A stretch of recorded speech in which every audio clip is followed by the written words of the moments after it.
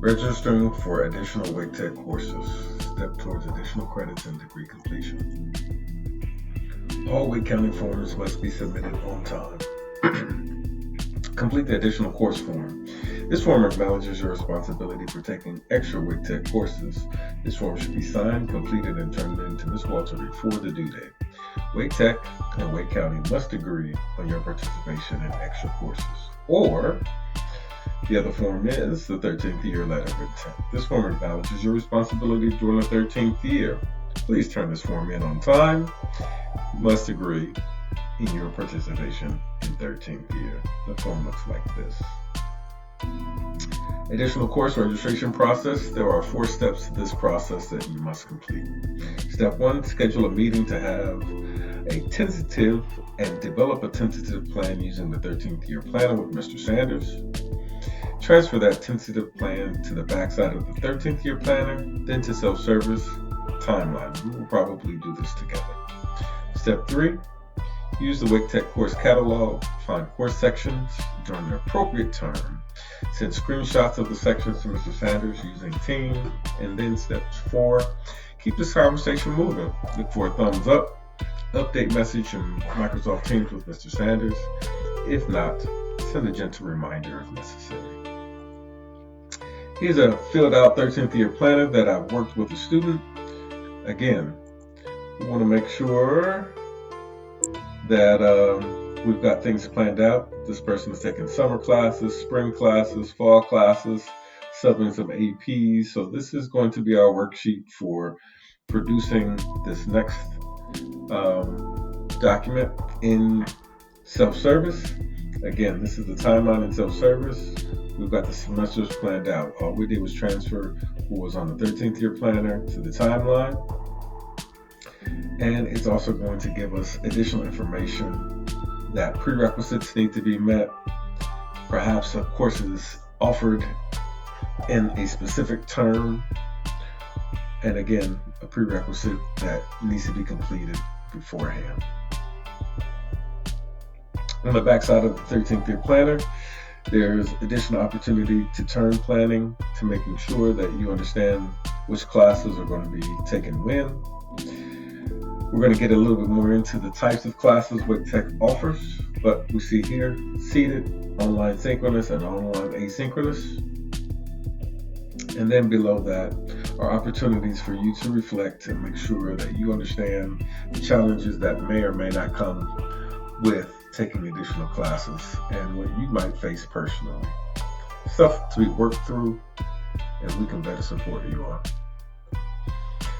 Types of WIC Tech classes. There are 3 basic types of WIC Tech classes. We're going to review the type, the guidance level, the description, and what does it look like in the college catalog. The first, seated section, typically college classroom instruction guidance, like you're used to. Check emails at Blackboard regularly. Seek instructor during class and office hours, so this all happens in person. Weekly in-person courses with specific meeting times and locations. So you see here, Monday from 10:11 to 11:15 is a specific meeting time, and this is located at our Perry Health Science campus. Moving on to online synchronous. This is going to be a virtual online classroom guidance. Everything will happen virtually. You need to make sure you check your email on Blackboard regularly, meetings on Microsoft Teams weekly, and you're going to have to seek the instructor during office hours, and that again will also be virtual. Weekly online courses with specific virtual meeting times. So here, again, Mondays and Wednesdays, 11 to 12:15. This is a 16-week course. It starts 8:15 and ends 12:16.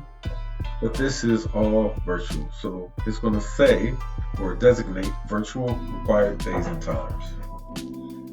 Last but not least, online asynchronous.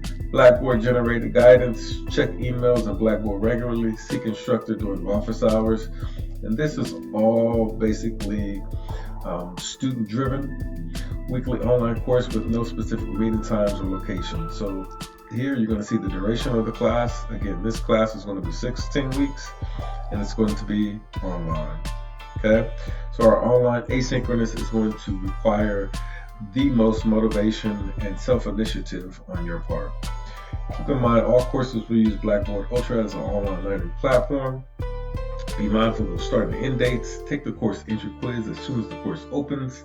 Attendance for online courses is based on completing weekly assignments on time. Failure to turn in assignments result in being marked absent. Students must attend 90% of any class or risk withdrawal.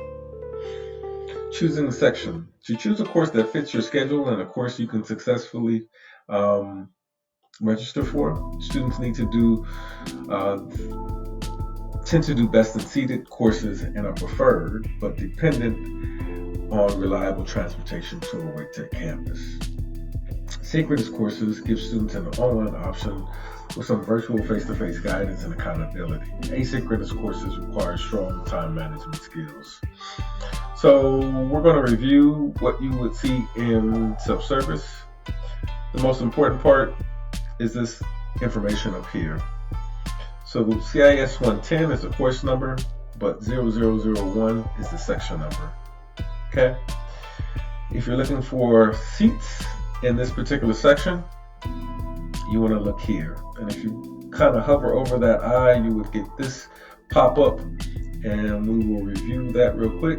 So the 11 represents the 11 seats that are available. 41 represents the seats that have been taken.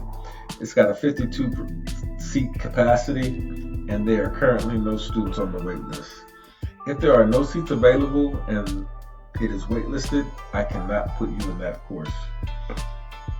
You want to pay attention to the meeting times and the duration of the course. There can be 8-week, 10-week, 12-week, or 16-week courses. You also want to pay attention to the location. Wake Tech has 9 campuses, and we also have online campuses.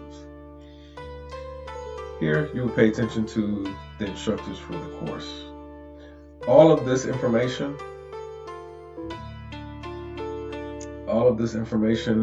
in this box is what you will screenshot and send to me in Teams. Timing, available seats in a section. If there are only 1 or 2 seats available, chances are it will be full by the time we add your courses. Choose courses with plenty of seat availability as possible. The longer you wait to register, the fewer seats are available. You're competing with traditional students college-wide for seats in your courses. We have no hierarchy or preference in choosing seats. In order to really get registered for the course that you would prefer, be proactive. Send me your courses or your sections before or early in the registration season. Send screenshots to me, Mr. Sanders, of your section with available seats, times, location, and the instructor.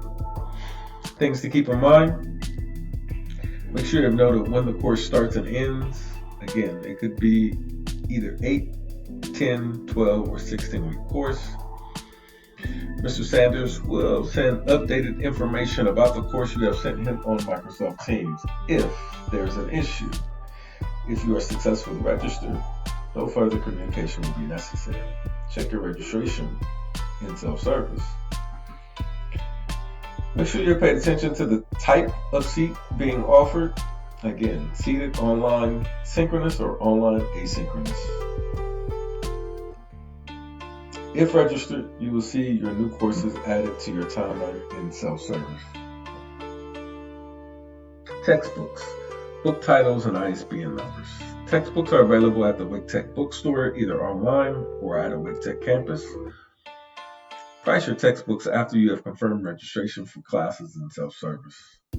Use the book title, author, and ISBN number to rent or buy from another source. Unfortunately, North Wake students are not eligible for the Eagle Advantage program. Reminder, this is college. Asynchronous courses.